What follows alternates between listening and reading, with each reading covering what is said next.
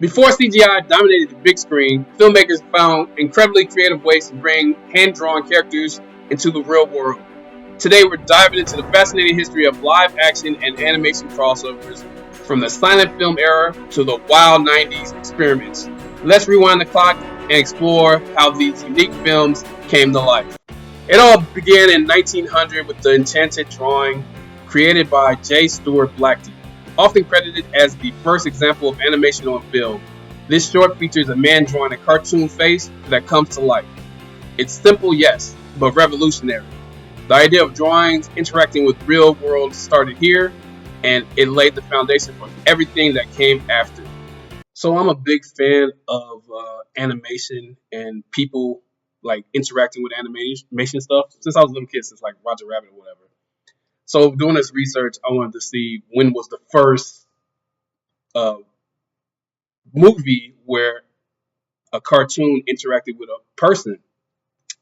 So I found this video, The Enchanted Drawing, which is fascinating. It's only like about a minute and a half. It came out in 1900, but it is fucking amazing to me what this guy was able to do in 1900.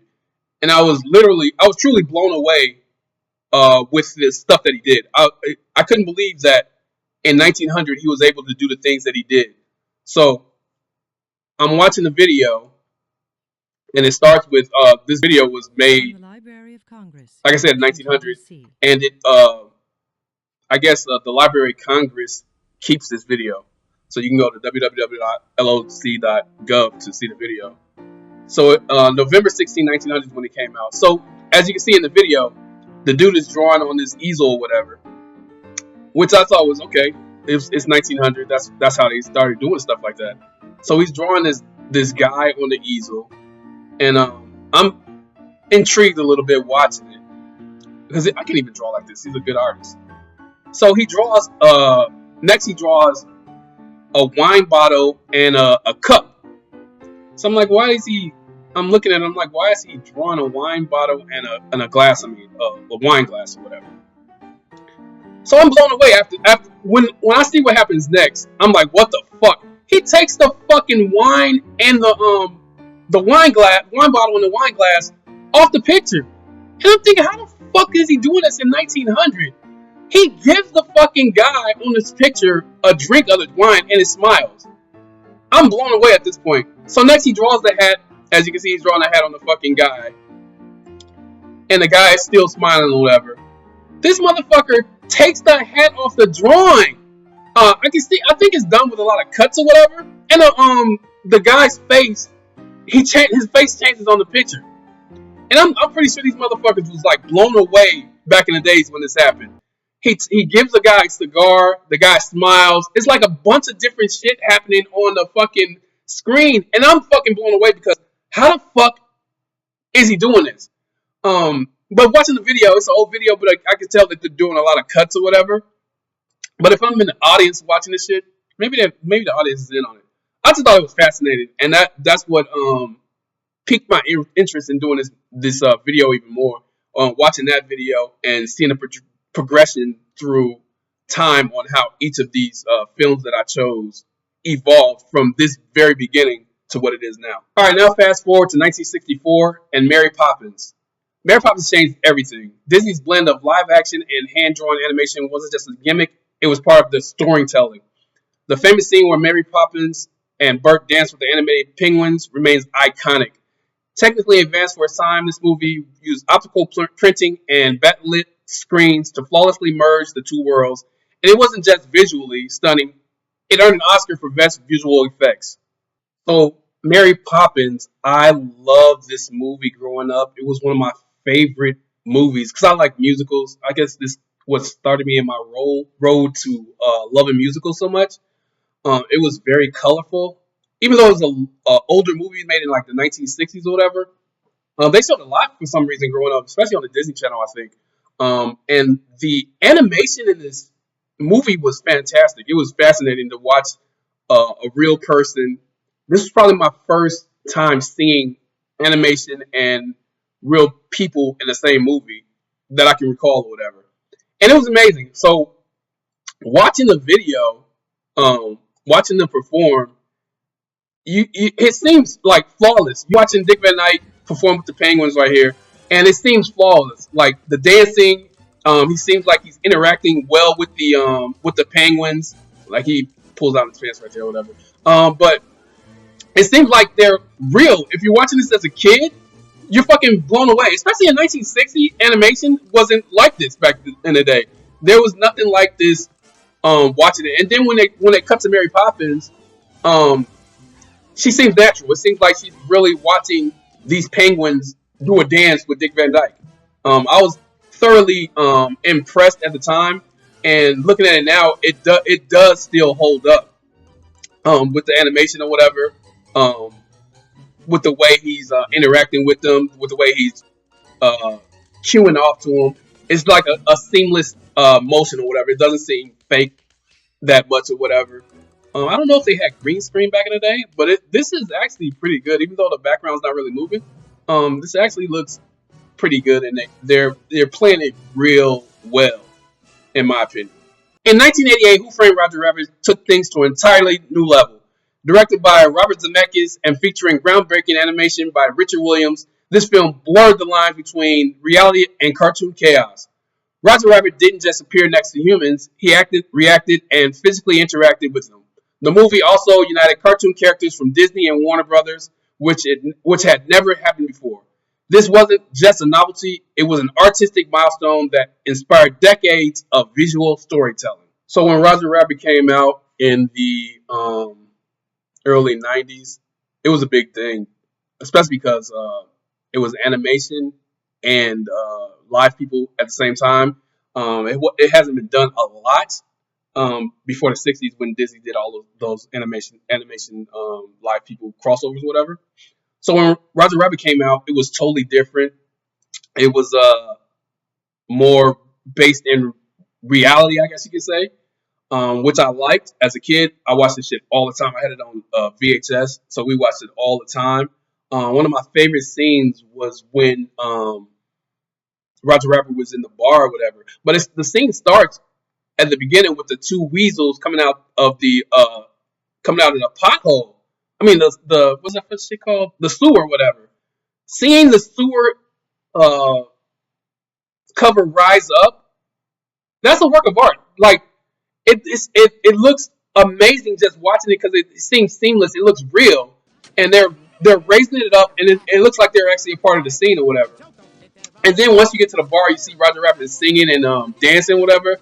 That shit was way ahead of its time because even the extras looked like they were really interacting with Roger Rabbit. And the shit that he did, like spinning the dude's hair piece or whatever. The interaction with the fucking the cups when he spin on the cups, and then hitting himself on the head with the plates. All that shit was amazing. And watching the plates fall on the floor, and then Haskins grabbing him by the ears and holding him by the ears or whatever. All that shit looked real at the time when you were a little kid watching it. You're like, how the fuck is that even happening? A cartoon and a human interacting. I thought it was well put together. I thought they did a good job in showing how real it looked, and the extras were excellent. Usually, when you get a movie like this and you have the extras, they're not really good at portraying what they're seeing. But these extras in this movie were pretty good, and it seemed like they were interacting with the cartoon characters, which I thought was executed flawlessly. So I also wanted to talk about the interaction with Mickey Mouse and Bugs Bunny, Warner Brothers and Disney. I thought that part of the movie made it all worthwhile because there's the scene right here where he's interacting with both Bugs Bunny and Mickey Mouse, which is super funny. They're falling or whatever. And you can tell the difference between companies too, because Mickey Mouse is more like heartfelt and warm or whatever, and Bugs Bunny's a fucking dick. He gives him a fucking the parachute bag without a parachute, which is funny as shit. I love this interaction. I love that they put this in the movie. I love that they actually gave him a little time to actually talk and interact with each other too. I think that shit was cool too. And that's like I said before, you can tell it actually looked like he was holding the Acme, what's that shit called? tire or whatever in this scene too. I love that. And then at the end when he falls to the ground, he gets kissed by the lady, and that should look real too. I thoroughly enjoyed that interaction, and I love the way that they displayed Mickey and Bugs Bunny in that situation. I don't even know who the voice of either of those characters are in this movie. Maybe I have to look that up. Then came Cool World in 1992, arguably the wildest, weirdest entry in this genre. Directed by Ralph Bosky, known for his edgy animated films, Cool World blended live actors like Gabrielle Byrne and Kim Basinger with a surreal cartoon universe. While it wasn't a critical darling, it took bold creative risk and aimed for a darker, more adult tone. In many ways, it was Roger Rabbit's twisted cousin, and it has since developed a cult following. Now, Cool World, this cartoon was amazing for 12-year-old me because this movie came out when I was 12-year-old. Kim Basinger was at her peak.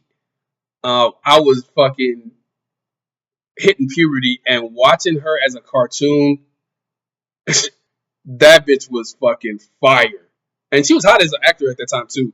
But there's a scene where she's dancing in front of the other character or whatever, and I'm like, what the? She is fucking Jesus Christ. For a cartoon character, they drew her.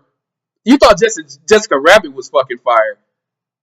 Kim Basinger in this Hollywood or whatever, and her name is spelled HOLLIWOULD, which is crazy because Hollywood, if she could, is one of the lines in the movie.